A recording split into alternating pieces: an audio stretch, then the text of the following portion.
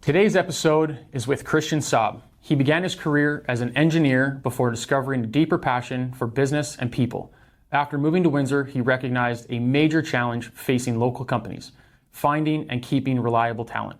To solve it, he founded CPG Recruitment, helping businesses connect with top candidates and grow stronger teams. Driven by careers, people, and growth, Christian is committed to empowering both employers and job seekers. Beyond running his company, he shares his insights through public speaking, inspiring others to build opportunities, overcome challenges, and pursue meaningful success. I hope you enjoy this today. There's one box in there where it says increase, decrease, eliminate, create. Who walks in the door 80% of the time? Right. It'll only get a little bit complicated 20% of the time. For you. You're a big cigar guy. You learn the other guy's a cigar guy. Invite him for a cigar. That's your fourth. And if you really, really like him, extend him the offer while you're having that cigar with him.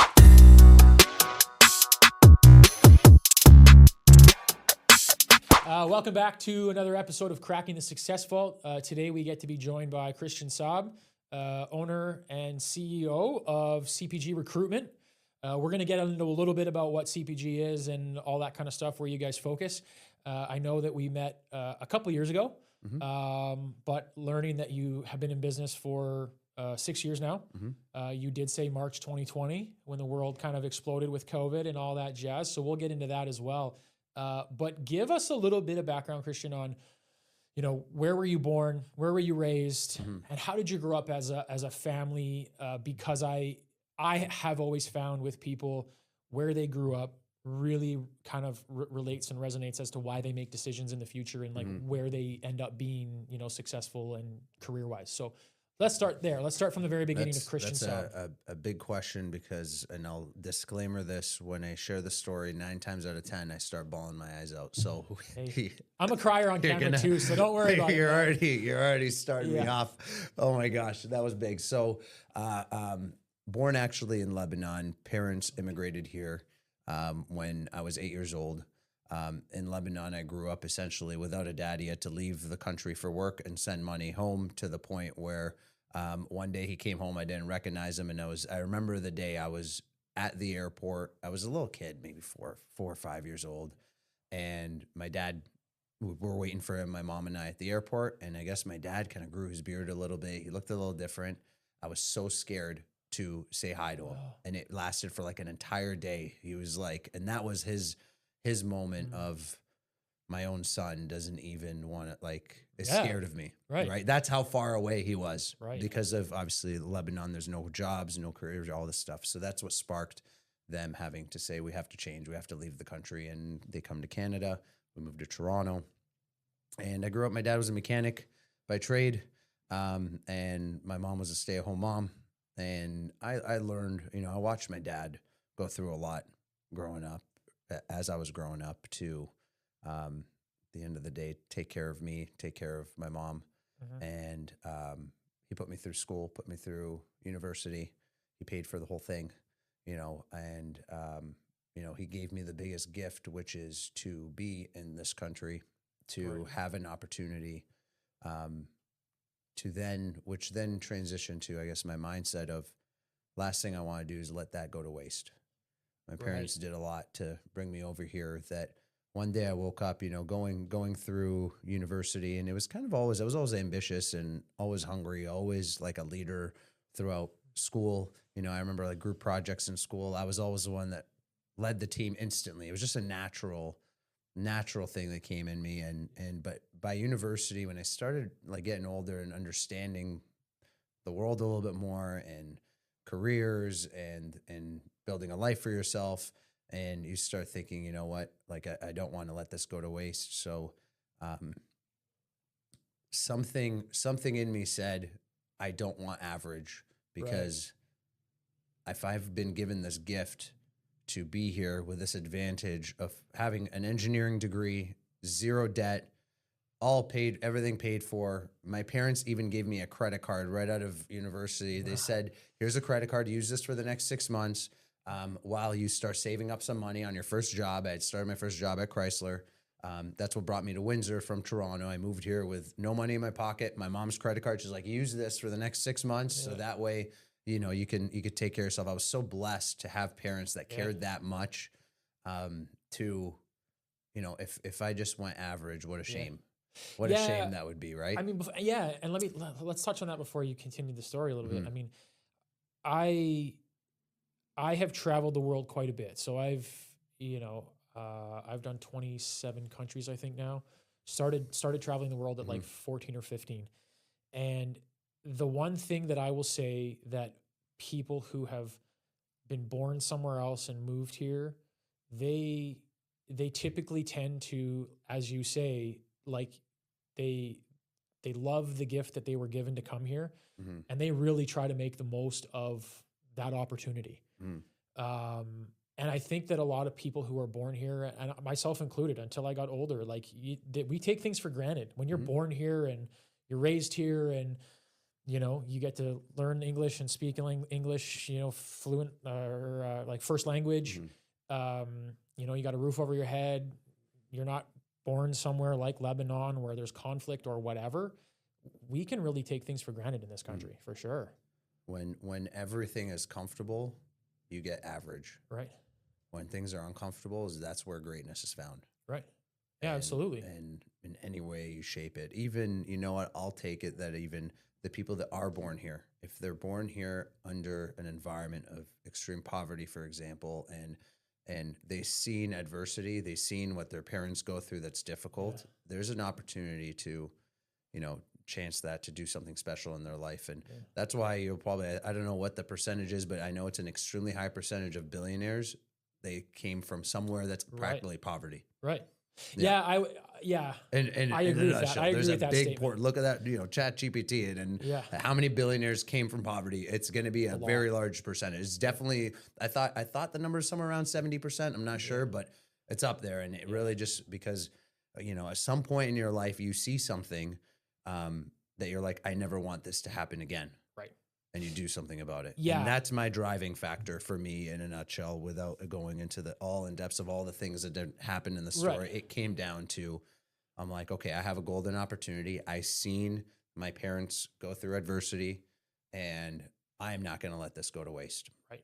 And so was simple. your dad, as a mechanic, was he self-employed? Did he work for a shop? Like, where did the entrepreneurial person he come actually, it's funny. So he was a mechanic. He started off as a mechanic by trade, and then we get into 2008, so we'd been in the country for 8 years. And at that point, like, my dad was able to buy his first house a year after coming to Canada. Okay. So things were very, very stable. Going 2008, I remember he was making like 150 grand a year, something like that. Wow. And then 2008 happens, gets laid off. He has some money saved up, and he ended up getting a little bit of a part-time mechanic job, but he started his first business, which was roadside repairs. So when you see like those trucks and trailers on the road, you think a guy from Texas is driving and comes through Windsor, Ontario, his truck breaks down. He doesn't have a shop to take it to. The shop has to go to him. So my dad was the guy who'd get that call saying, I'm on this side of the road, I need this fixed, whatever it may be, right? So he built a great business for himself until when he retired. But that was his entrepreneurial journey. If that was his last 10 years. So he started his first business at 55 and retired at 65. So and so did you learn then, or did you want to take after that, like, entrepreneurial? No, at the time I was really young, high school, university. At that point, I'd made the decision of engineering. However, I would work with my dad every weekend, and I learned the trade. I learned the concept of working very hard. My dad was the guy he made me work 14, 15, 16-hour days on a Saturday and a Sunday. I would go to school on Monday with oil in my fingernails and like my mechanic hands. Like, now I got soft hands. At 16, I had rougher hands than a 50-year-old mechanic. Like, it was he taught me that like, it's hard work. He gave me that work ethic. His business wasn't so much, he kind of created a job for himself, which is a lesson that I learned, because I learned when he retired, okay, when he can't work with his hands, he can't make money. So, when he was working with his hands, he was making a lot of money. But he was essentially a trades guy in business for himself. And instead of getting paid $25 an hour, he's getting paid $300 an hour. So he was making a lot of money when he could. But then when he got sick a little bit, and he's good now, but he got sick and he couldn't work, the money comes to a stop. That's right. So that was my first business lesson of when I went into business. I said, I don't want to be like my dad, in the sense, again, the whole adversity thing, right? Yeah. You see someone going through a hard time. You see someone, now all of a sudden you're not making money because you depend on your hands. So I'm like, I want to prevent it for me. Right. So learning from adversity and Also a really big lesson that most entrepreneurial people, I truly believe, do not actually learn that lesson until it's way too late. Until it's too Because late. Yep. Until you can't being work an and you're like, entrepreneur oh is shit. fantastic. You get control of time. Yep. You get freedom. Yeah, you can go see your kids' sport events and all that kind of stuff. But if you are self-employed and you have to be doing the work to get paid, whenever there comes a time when you can't do the work to get paid, that's a problem. Yes. And transitioning from the self-employed to business owner when my business can make money and I don't have to be there, that's where the true freedom happens. 100%. Going from an operator to an owner. And maybe, you know what, I'd love to spend some time. Maybe we could really hone in on that because it really directly correlates to what I do for a living. You know, companies, they call me when they need help finding employees. Yeah. And why do they need help finding employees? Good employees, so they could buy themselves some time, so they could have a business that runs itself. Yeah. A book that I highly recommend this book, is Built to Sell. I was so lucky at the age of 23. That was the first business book that I read. Interesting. Very, very easy read. I hate reading. I can't say it was the first novel I ever finished. Yeah. And I was so hooked to it. I finished it in 4 days. So there's no excuse. If I could finish that book, anyone can in just a weekend. And it really just comes down to how to build something that is now an asset and worth selling. Right. If you have a business that you can't sell, you just got yourself a job. Right. Which is, if that's what you want, not a problem. But Absolutely. be clear that that's what you want. Correct. Don't tell me you're a business owner wanting to sell a business when really it's not. If you're like, hey, you know what? I just want to make some cookies, make some extra cash, all this stuff. I have no intention on a business, all this, that not a problem. Correct. Just acknowledge you've created a job for yourself where you get paid more than just based off of an hourly wage. Right. No problem. I'm talking to the guys that are like, I want to be a business owner and I want to build a company, and you don't have a company yet. Right. And I got a lot of tricks up my sleeve on how to build a company. And we're gonna get into some of that. Okay. And so engineer through school, and you were at Chrysler for how long? 3 years at Chrysler. About a year and a half in is when I caught the bug of, okay, hold on a second. I just went to university to become an engineer. I got the corporate job. I made $100,000 in my first year and in my second year.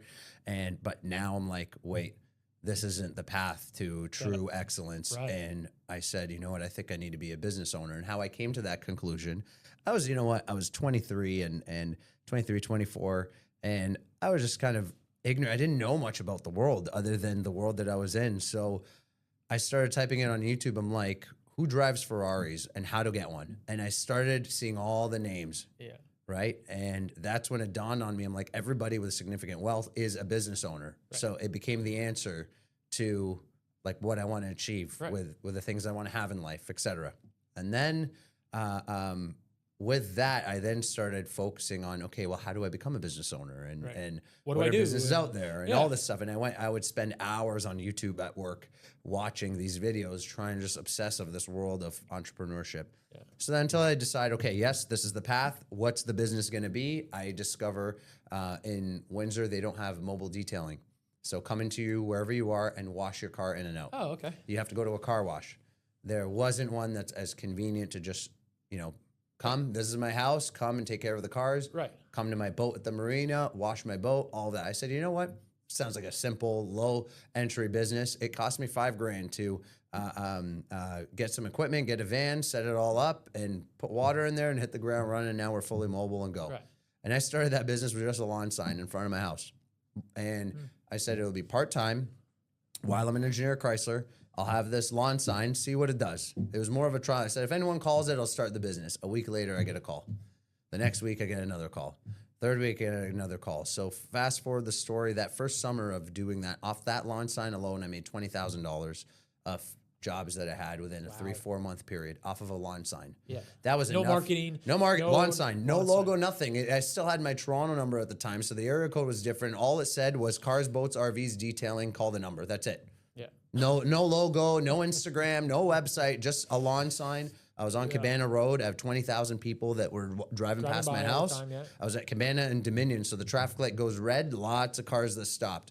That sign alone got me $20,000 in revenue, and I was doing it. I'd schedule it because summertime, the sun sets at about 9:30 at night, 10 o'clock at night at the peak of summer. So I had from 5 o'clock when I got home to 9 o'clock. That's 4 hours to go take care of 1 or 2 cars, take care of a boat, whatever it may be. And And that was enough justification for me. I said, man, if a lawn sign did that, 20 grand, if I went all in on this business, What could happen? What could happen? And for me, my first number was, how do I replace the 100,000 that I'm making right now? Yeah. And I was like, so one lawn sign, if I go all in, all I have to do is 5X what a lawn sign did. I said, maybe if I just get 5 lawn signs and put them in different places, there's my 5X. Right. And each sign gets me to it. Like, it was just that simple. I'm like, it was so clear. So I get into the detailing business. I read the book Built to Sell. It was the first book that I read. And I did that right before I quit my job. So I set up the entire business in a way where my whole intention was to do it for 5 years and sell it. That was my goal. I said, if I could start a mobile car wash business and sell it in 5 years, then I know I could do anything. That's just like the easiest business. I can build any business I want. And that's exactly what happened. After 4.5 years of running that business, I sold it. It's still around today. It's on Walker or Wyandotte. The guy who sold it still has it. And it's been sold for 6 years now. So I think I did a good job there. Right. But along the way, you then ask, how do I go from mobile detailing to then recruitment? Oh, we're going to get into that. Hold on a second. Okay, you're excited. Go for it. Hold on. Let's back up here a second. So the things that I heard that a lot of people struggle with, and I hear it all the time, and I go to networking sessions all the time, and you hear all these things, are people think they have to have it right, or they have to have it perfect before they even start. All you did is hammer in a lawn sign, and it just started. Yeah, fuck it. Just do it and figure it out as you go. Right. And so what were some of the things that you had to, let's say, figure out as you went? Obviously, you didn't just sell a one-man detailing thing.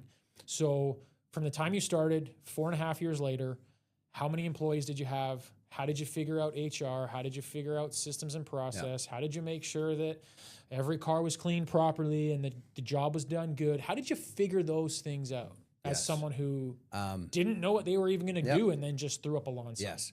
So one of the biggest lessons from the book Built to Sell, which I embody every day in all my businesses now, is simplifying your business. If your business is very complicated and has a lot of things that it's selling and there's a lot of moving pieces, it's very hard to duplicate that and train someone on that. I can definitely agree with that. So I had a competitor, and I believe he's still around. He does something very similar. It's mobile detailing, but very high end.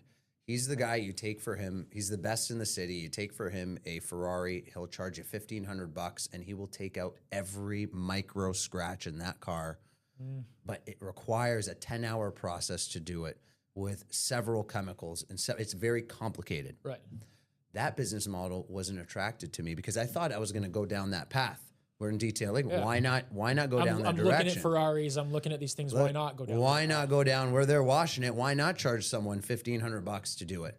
The reason why I stopped is because I realized that process is so complex. It would be almost impossible for me to train someone and automate it. Right. And the proof is in the pudding. He's been in business for 15 years. He's the only employee in his company. He may have some assistants, but he touches every car. Correct. Because it is, and anyone who knows how to touch the car the same way he does, they just go start their own business. Correct. So to me, I was like, this isn't a sellable asset. Right. You can make a ton of money, but it's not a sellable asset. So then I said, well, how about we focus? Let's simplify it. Simplify as lesson number one, simplify your business. I said, okay, same market, but let's now focus on just the convenience. We come to them, we wash their car, we dry their car, we vacuum their car, we wipe down their car, and we're on our way out. Right. By making it simpler, very easy to teach. With instead of having, his shop has hundreds of chemicals. This chemical is specifically this. This chemical is specifically this. I had 3 chemicals: soap, degreaser, and interior cleaner. Right. That's it. You use the soap for the outside. You use the degreaser for your rims and tires and grease, and then you use the interior cleaner for the interior. Interior done. Here's the bottle. Here's your brush. Here's your vacuum. See you later. Right. Simple. So simplifying the business, having, a much smaller menu. It's kind of like when you go to a restaurant, you have the one that gives you one page and a nice, simple, clean menu. You make a decision fast. Correct. Versus the one that go to a Vietnamese place and it's like a fucking novel. Yeah. You're going to have 400 options. And then you always just end up getting the same thing every single time because you don't want to read for a half hour, right? It's try training people in a restaurant on 50 different options versus here. Yeah. These are our 3 appetizers. These are our main courses. This is what it is. Right. You are going to become a professional waiter at teaching our customers what's the best thing to get. Right.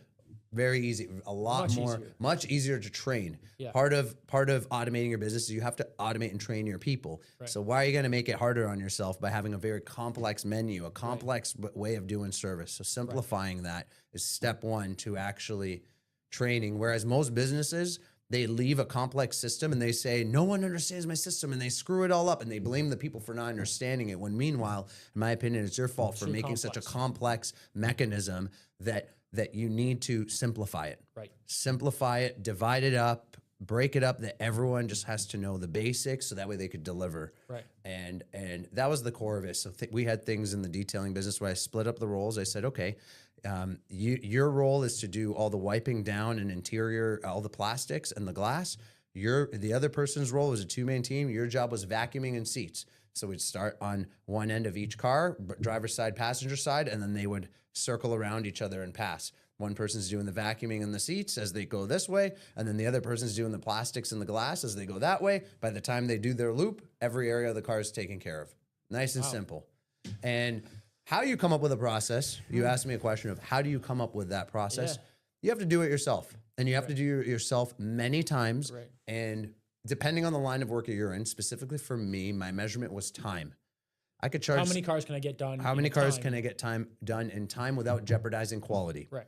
So the very first car I ever detailed was 3 hours, and I was like, holy shit. I'm like, I can't, 3 hours to take care of a car. Something's not right with that. Mm-hmm. People say, oh, the more time you spend on the car, the more quality you're going to give. Sure. Incorrect. There's ways you could be more efficient. Right. Right. So I was looking for, in that specific business, and even now in the recruitment business, the same thing, measurement and time. How quick can we get the job done without jeopardizing quality? Right. So I'm looking for efficiencies. So the first year was me. I did hundreds of cars. We averaged about 1,000 vehicles a year. And wow, that's a lot. It's a lot. So I did 1,000 cars in my first year, but from the first one being 3 hours, eventually by the time I sold the business, we were averaging 45 minutes to 1 hour. Okay. You know, less is more, and it gets things done. Just simple business. Right. We get caught up with like the intricate details of the how, when the outcome is just, as long as we simplify it for our employees and we simplify our systems, we simplify it for our customers. Very easy. It follows the same principle, applies to every aspect of the business. You want to sell, much like going to that restaurant. If you have a very complex menu, how do you pick one? Right. But because of a complex menu, how do you train people? And because of a complex menu, it's like how much material you need to order for that complex menu. Right. The most brilliant restaurants have a very simple menu, and most ingredients are pretty well in almost all of them. They're just flavored a little bit differently to then execute. So you're running low on inventory. You're running a simple recipe. You're running a simple menu that could train all the people to sell it. Right. It's the same principles can be applied to insurance. It's the same thing. And I guess maybe that's a big lesson that I learned. I got this from, not just reading this book that I referenced, but I've got this also from learning it. When you start looking at other industries, you'll be amazed to see what you could apply to your own business. So for example, I benchmarked off of hairstylists and barbers and people that worked in a spa. When you go to a spa, you just want to feel like you're a king. Mm-hmm. Take care of you, the hot towel, the treatment, here's a little treat, have some tea, have whatever. I said, even in that detailing business and in the business that we do today, recruitment business, is how can I make that customer feel just a little bit special? So in the detailing business, we left a note. And when we were done the job, we wrote down on the note, thank you so much for having the car. We made it a process because when we go to meet them, we'd ask them how their day is going and maybe a specific question like, what you get up to this morning or what are you doing tomorrow? And they say, oh, I'm taking out the kids for whatever. What caused you to want to get your car clean, right? Find something else. So at the end, we'd say, hope you have a great day and good luck in your meeting this afternoon. All the best. And Christian Saab. Super important. And then I would take a little like hard candy and I would just leave it there and just leave it for them. Right. Just like that. Which is super important because of the personal touch. I learned that from the spa industry, of just that element of making them just feel a little bit special. Right. And I do the same thing with my recruitment business now. When we onboard a new customer, we have a nice, beautiful box with beautiful gifts in there. Mugs, and it's got, because we're in the hiring business, it's like number one employer or employee of the month, like things like that. We've got boss factor, hashtag boss factor, building teams, like cool motivational quotes, a nice little like thing that we put together. to just make you feel a little bit special when you choose us. Right. And I learned that from the industries that focus on making people feel special, like hotels. For example, what could you learn from a very high-end hotel, how they treat you and how special they make you feel? And then when you take what they do, apply it to your business. How do you make someone feel special? It's really interesting. Even when you have appointments with people that haven't transacted with you yet. From how you welcome them, how you make them feel before you get in a meeting with them. How's that experience designed to, at the end of the day, make someone feel special and being heard? I would imagine your business is very important, that I believe would directly affect how they do business with you. And then after they do business with you, how else can you make them feel special some more to then trigger referrals for them to say, this was the best experience of my life? Most people, when they go to a restaurant, they focus, if you could give them a bad plate, but you give them the best experience, they'll forgive you on the bad food. Let's say my pizza was a little dry, but man, the waiter we had was fantastic. He got me a new pizza. He made me feel fantastic. The experience outweighs the good food. You could give me great food, but make me wait an hour for it. I'm going to be pissed off eating the meal and then I'm leaving. Right. Okay. So let's digress a little bit then. And let's come back to CPG. Yes. So sell your car business, detailing business. What made you get into the recruitment business? So 70% of my customers in the detailing business were business owners that I would meet and for washing their cars. And I was very fixated on trying to learn on where, like, I want to find my next business. I knew the detailing business was just a 5-year time frame. So every time I'd meet a business owner, I wanted to learn about their business, but I also wanted to learn about their biggest headaches in their business. And when I'd ask a simple question of what's the biggest headache in your business, in your industry, 9 times out of 10, people.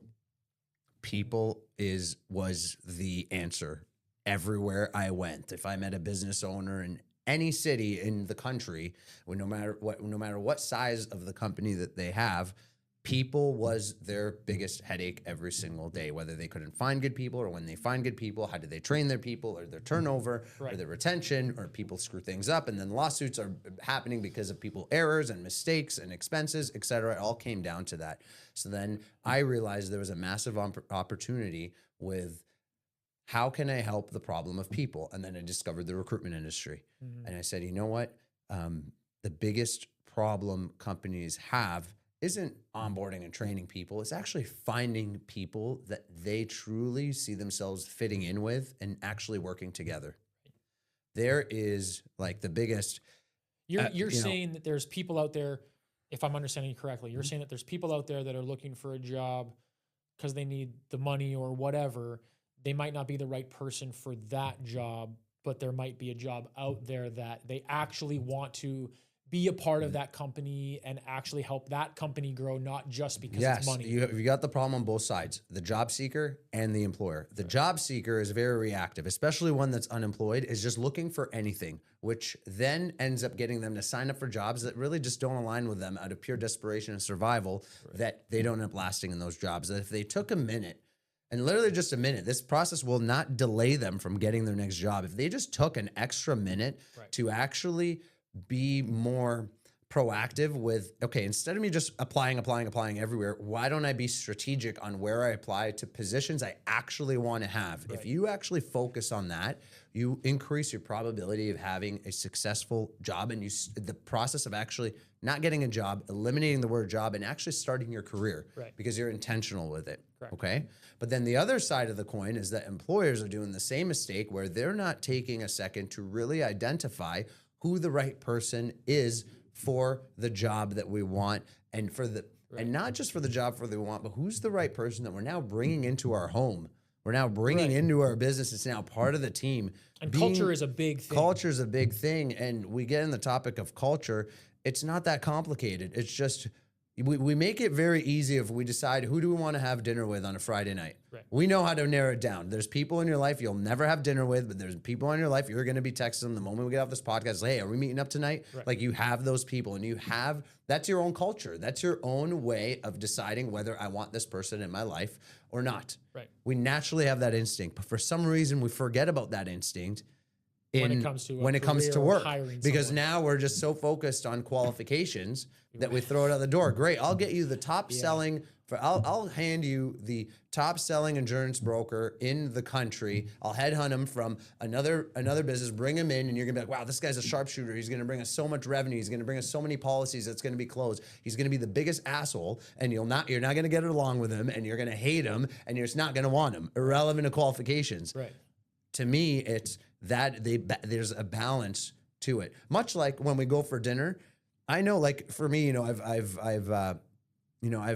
gotten to the point when we go out for dinner, my wife and I, like, we're not going for a $5 dinner and we're not eating ramen noodles.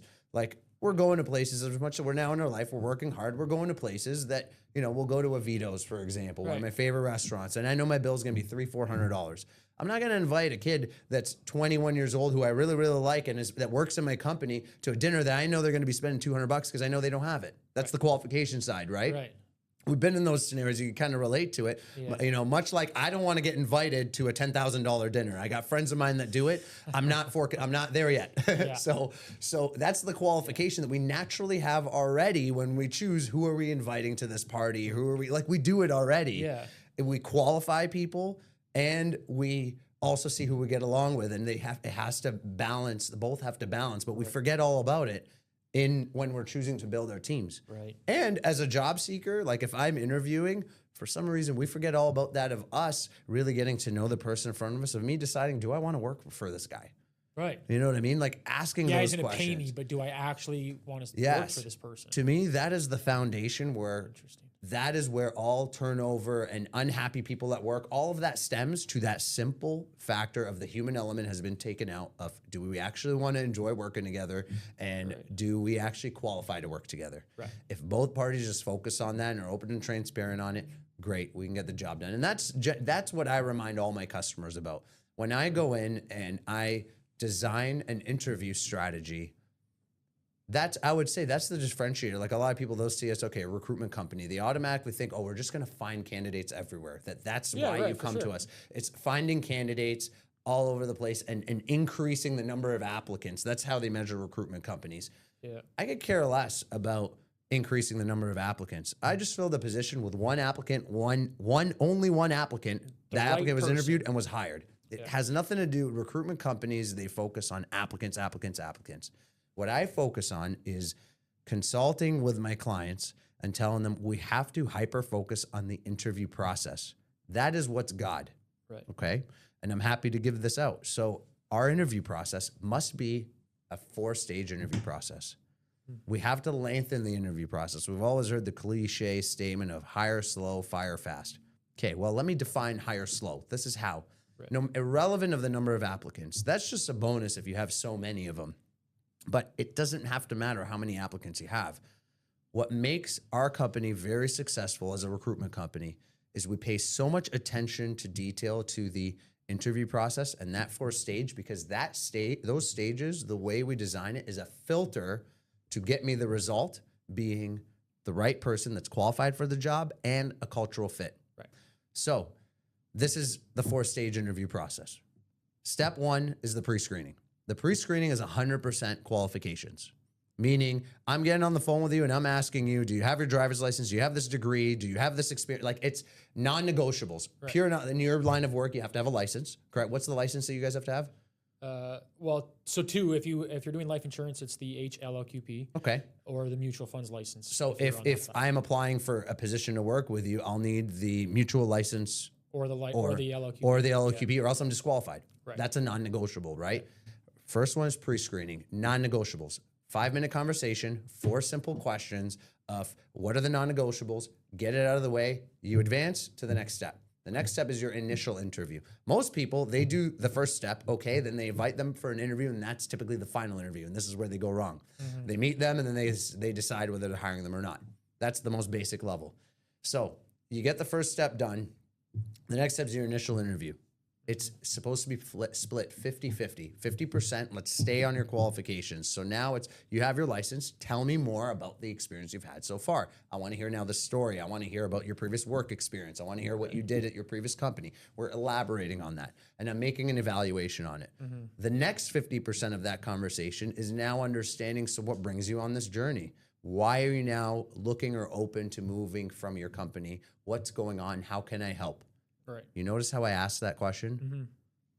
Tell me what's going on in your life that is now causing this change, whether you're unemployed or whether you're someone who's looking elsewhere. Yeah.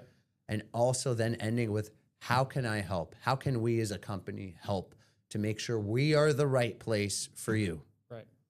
How comfortable is that question? Super comfortable. Getting someone comfortable to then now telling me their problem in their life, what they're trying to solve, but it sparks now that conversation where now it's a meeting, not an interview, and we could start seeing the cultural fit. I start talking about my business and what we're kind of looking for, but also understanding what they're looking for. Right. Okay. And now we could start seeing the personality come in. Okay. Then the next phase after initial interview. So you pass that, you go to the first of final interviews. You could end it on the third one or go on the fourth one, only if this position is extremely critical and of high value. But you get to the first of final interviews, which is now you're meeting with the direct person that you'll be working for. 80% of that interview must be purely on cultural fit.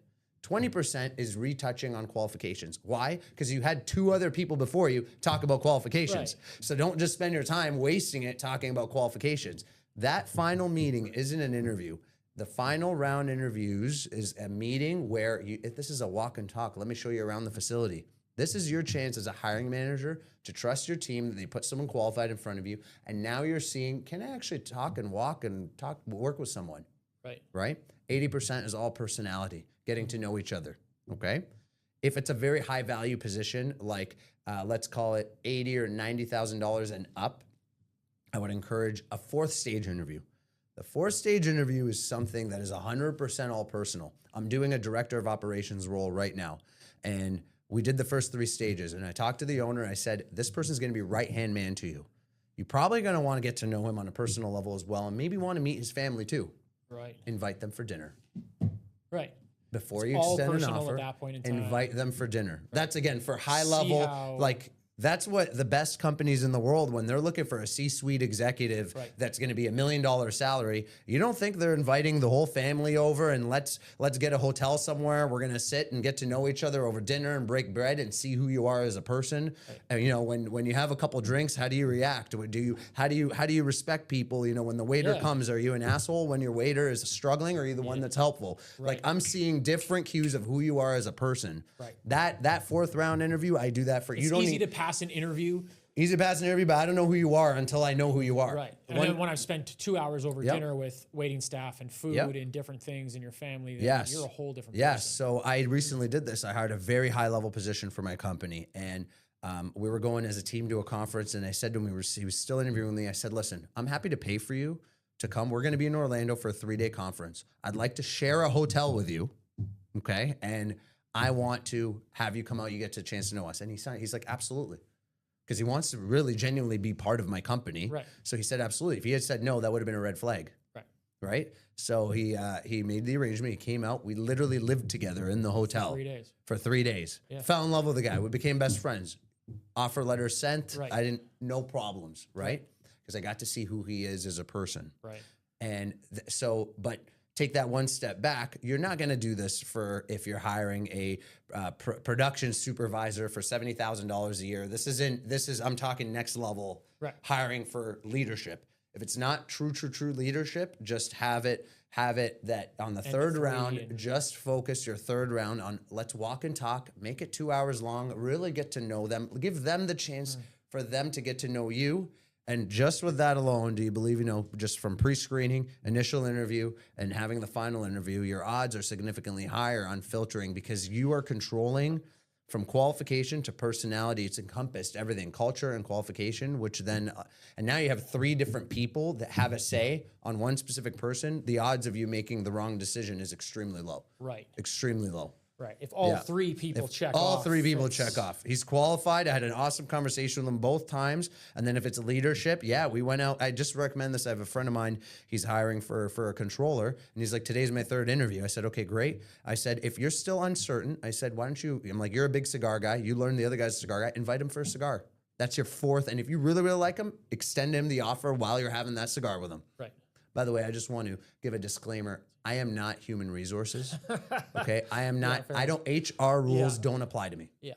My job, what I'm put on this planet and what our company is built to do is to build teams with the right people. And I will do whatever it takes to make sure that two people, when they're put together, they're met for each other. Right. I'm not going to let no rule or anything, HR policies stop me from doing it. When we recruit, we literally message people on Facebook and like direct, I add them and all this stuff. Most companies are afraid, I don't want to add people on my personal Facebook and message them. No, I will do whatever it takes Right. To find the right person. find the right person. And if you're not answering my emails, you're not answering my LinkedIn, I don't care. I'm finding you on Facebook. I'm finding you on Instagram. I'm liking all your content. I'm now talking to you and I'm saying, we got to meet. I got an opportunity Right.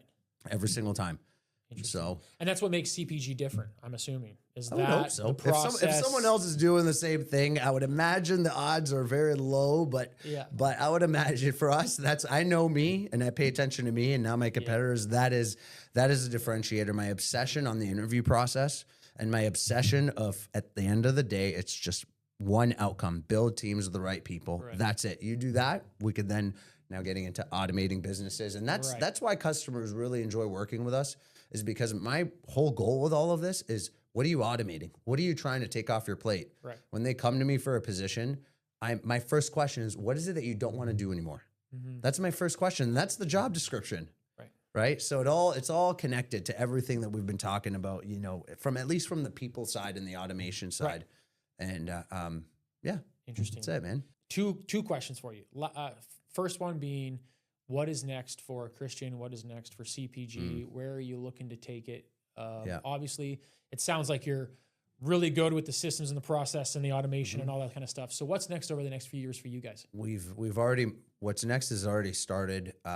We have invested heavy in technology to become tech enabled, and which will allow us to really scale our business. And through that, we're franchising in the United States. Oh, wow. So we've already sold 3 franchises in the U.S., both in Florida, in South Carolina, and in Maryland. And the goal of the future is to get to 200 locations one day. Wow. So, but in order to get there, we've got our first 3 franchisees that we've got to take care of, make sure that they're successful. And then when they're successful, it's a lot easier for me to sell the next franchises. Right. So, but our future, is bright. We want to be North America wide and really disrupt the industry. My main focus has always been about quality of work. And I decided that I wanted to have in each location, I needed to have an entrepreneur in each location. That's why we chose to franchise. Right. If I look at all my competitors, there's only 1 or 2 other companies that are actually franchises. The rest are all corporate-owned locations. So, this will give us a massive advantage. Right. The way we've set up our business, it's very, very, very unique. For the line of work that we're in, we're pretty much one of its only kind as far as a business model in my industry. That's a little different. Which going back, how I was able to put that together was from looking at what other industries are doing to allow me to differentiate. Another great book I recommend is Blue Ocean Strategy. That was the book that really, this is a book, I'll save you the full 200-page read. There's one box in there where it says increase, decrease, eliminate, create. Just by asking yourself, what do we need to increase in our business? What do we need to decrease in our business? What do we need to create? And what do we need to eliminate? Mm-hmm. Just by asking those 4 questions, you could actually completely transform an industry. Going into the recruitment industry, is after reading that book, I said, how can we transform it? And I said, for me, let's create franchising. Let's eliminate the emphasis on number of people and increase the emphasis on interview process, increase interview stage, decrease number of applicants I send to you. So traditionally, most staffing companies, what they measure themselves on is, I sent you 20 resumes. Did you like any of them? No, I didn't like any of them. Okay, I'll send you 20 more, because they think by sending you resumes, that's the way that they're working hard. Right. Like I said, I will send you no resumes until I am certain. Right. Maximum. I think our record high is 7 resumes. Oh, wow. Okay. 7 resumes to fill a position. Right. 7. If when we have a policy that after 3 resumes, if I sent you 3 people and you met with 3 people, you didn't like all 3 people, you and I are disconnected. I clearly don't know what you want. If I knew exactly what you wanted, how could you have possibly met 3 people and you didn't like any of them? Like any of them. So that's our first red flag. So if we get 3 no's, we stop all recruitment. We pause everything. We tell our customers we've stopped recruitment. There's something not right. We have to come and see you. Right. We come and see you. Let's talk about those 3 interviews. What was missing? What did you not like? This was missing. This was missing. Okay, got it. We didn't know that before, those 3 people. Now that we know, we go back. Go back. Now we implement that in our interview process. We made our adjustments. New set of applicants. Here's the new questions that we're going to ask. Boom. By the 4th, 5th person, you're done. Right. That's it. And it was just that's the That's decreasing of resumes. Also eliminating the mindset of the measurement is number of resumes, Right. and creating the mindset of it's based on the hire, Yeah. not the resumes. Right. So just those 4 questions could completely transform an industry. And that's where I That's encourage unique. you Yeah. with what you want to simplify your business a little bit. What do you need to increase? What do you need to decrease? What do you need to create? What do you need to eliminate to then give somebody a very nice, easy experience from the moment they meet you, the moment they sit with you, the moment they learn from you, and then from there transact with you. Right. Final question. We end the podcast like this every single time. I'm really curious to know about your answer, though. What does success mean to Christian Saab? So success without fulfillment is the ultimate failure. And that is not my quote. That's a Tony Robbins quote. I saw you at his event. It seemed pretty cool, life-changing. man. Seemed pretty Life-changing. Oh my gosh. You can, he brought up the what's the comedian? Robin Williams. Yeah. Ultimate success. He's at the top of the top most awarded celebrity of all time. Hung himself. Yeah. Success without fulfillment is the ultimate failure. So when you think about that, for me, it's really just being in a place of mind every single day where I'm just genuinely happy. If I'm chasing after $1 and I'm just miserable, Why you I doing it? am gonna acknowledge that and stop myself and say, why the heck am I doing this? And I've already done it twice. I left my job as an engineer. Most people said, you're crazy. My mom was very upset with me for about 4 years. A Middle Eastern mother who took her son and put her into engineering and made him into an engineer, and he's working at corporate America. The dream only lasted for 2.5, 3 years, and then I left it. She was to go wash people's cars. Try saying that to a traditional Middle Eastern mom. Wait, my son is an engineer and now he's going to go wash people's cars? But then I proved to her over 5 years when I sold that business and I made more money than I did. And she started seeing the success out of it. Her mindset shifted from my son isn't washing people's cars. He's building a business. Right. Right. But I guess where was I getting at with this I was extremely unhappy and becoming miserable in just a short period of time. Most people, and I know the people because I worked with them and I called them dead man walking. Chrysler has about 60,000 employees, and I'm willing to bet you 59,000 of them are dead men walking, which are people that show up to work every day absolutely miserable and had a dream at some point that they never executed on. And I remember the day when I was leaving Chrysler and I had quit my job, and I remember I was trying to recruit. I was we were sitting in a cubicle with 4 of us, and we're like the team, right? Yeah. And I told everyone when I resigned, I said I just resigned. I put in my 2 weeks notice. They're like, what? And they knew I had my business on the side, and they're like, what? Your business is now taking off? I'm like, yeah, man, my business is taking off, and it's time for me to just move on. And I would talk to them. I'd say, you know what? And they would literally look at me. They're like, dude, you're crazy, man. They were like, you are crazy. I can't believe you're quitting and to go wash people's cars, to run a car wash business. They were really thrown off. And then I'd look at them and I'm like, dude, you tell me every night you go home and all you do is crack open a beer and sit down and barely talk to your wife and kids, and you're too exhausted. You tell her, how was your day? And it was fine. And that's your day every single day. And when you come every single morning and I ask you, how was your night? And you tell me same shit, different day. You tell me it was all right. You tell me that every single day, and you're fucking calling me crazy? You accepted the last 30 years to do that, and you're accepting the next 30 years to just same shit, different day. That. You know, And living. you're calling me I love crazy it. for starting something I new. love it when people always say, "Hey, man, how's your day going?" Oh, living the dream. Next time, how many times have you heard that one? I hate Next time someone says living the dream, stop, interrupt their thought process. Yeah. Say, dude, really? If this is your dream, No, literally, just say, dude, really? What'd you do? Yeah. Like, literally, genuinely, like, be interested in them and say, you're living the dream. What did you do? What's the dream? And then they're gonna be like, fuck off. Like, no, there's no dream. The living the dream statement or the same shit, different day is this is like, that is not even success. Say, great, you bought your one house in your life and you have your family and all this stuff, but you have no fulfillment. right? Most of the time, no fulfillment.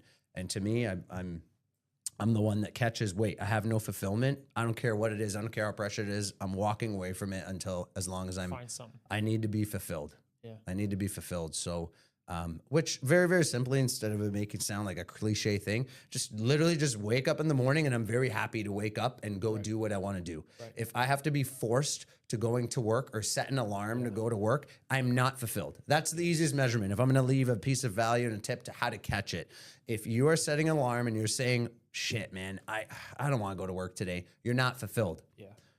I've been now 8 years an entrepreneur. There is not one day where I said, I'm just not going to work today. Yeah. Not one. I can't, and I'm saying that genuinely, that I wake up and no one, I don't have a boss. I'm not forced. I'm not forced to go to that office every single day. I genuinely get up every day and genuinely I'm excited to go every single day to take on whatever battle it's going to throw my way. There's challenges every single day. Could be good, could be bad. I'm good with whatever. it, but I'm in a place where I know I've created an environment. I put myself in an environment that I'm just happy every single. I come home and I'm happy. Yeah. Right. Yeah, I can That's relate it. to that. I can relate to that, man. I mean, I've That been is it. self-employed for 15, 16 years basically. And obviously I've had side jobs when I moved here to pay bills and stuff like that, but I've always been grinding and it never feels like work to me. Yep. You know, I show up, it could be a 10-hour day, it could be a 2-hour day, it could be a 24-hour day. Yep. It doesn't matter. To me, this just doesn't feel like work.